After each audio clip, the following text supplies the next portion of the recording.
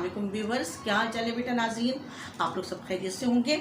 अच्छा, आज मेरी जो बातचीत करना चाह रहे हैं उसका उन्वान है इसार और कुर्बानी। ठीक है, इसार या कुर्बानी। बादशाह मुल्क फतह करते हैं तो अपनी फ़ौजों के ज़रिए करते हैं। फ़ौजों के पास हथियार होते हैं और दुश्मन उन हथियारों से मगलूब होकर लड़ाई बंद कर देते हैं, जिस तरह से आजकल रूस और यूक्रेन में लड़ाइयाँ चल रही हैं। ठीक है, और आप बादशाह के हवाले कर देते हैं। अल्लाह के वली, जो अल्लाह के दोस्त होते हैं, अल्लाह के वली होते हैं, वो लोगों के दिल फतह करते हैं। डरा धमका कर नहीं, लालच देकर भी नहीं, बल्कि अपनी अच्छी अच्छी बातों से, अपने अखलाक से, मोहब्बत से और शफ़क़त से। ठीक है बेटा। हज़रत दादा गंज बख्श रहमतुल्लाह अलैह, जिनका मज़ार लाहौर में है, भी उन बुज़ुर्ग हस्तियों में से थे जो लोगों को नेकी की तलक़ीन करते थे। जो कोई भी आपके पास आता था, आपकी ज़ात से मुतासिर होकर जाता था।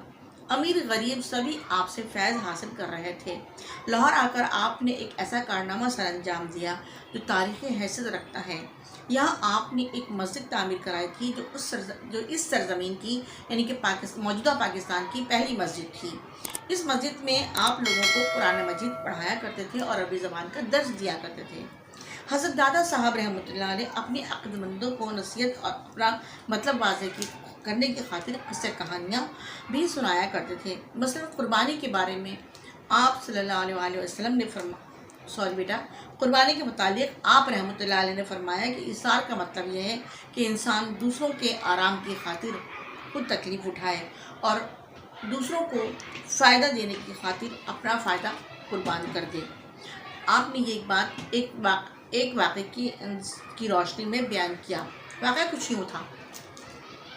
हज़रत इब्न उमर रज़ियल्लाहु ताला अन्हु को मछली खाने का बहुत शौक़ था। एक बार ऐसा हुआ कि कई दिन गुजर गए और घर में मछली की सूरत नजर ना दिखाई दी। उन्होंने अपने दोस्तों को कहला भेजा कि जहाँ कहीं से भी मछली मिले मुझे भिजवा दो। दोस्त मछली ढूंढने लगे, मगर अजीब इत्तेफाक था कि मछली कहीं नहीं मिलती थी। एक दिन करना खुदा का ऐसा हुआ कि उनका एक दोस्त एक मछली कहीं से मछली लेकर आया। मछली पकाई गई। जब खाना चुना गया और वो खाने के लिए बैठ गए कि अचानक बाहर दरवाजे पर किसी फ़कीर ने सदा दी। इब्न उमर रज़ियल्लाहु अन्हु का हाथ वहीं रुक गया। आप रज़ियल्लाहु अन्हु खादिम से बोले, ये मछली उठाओ और फ़कीर को दिलाओ।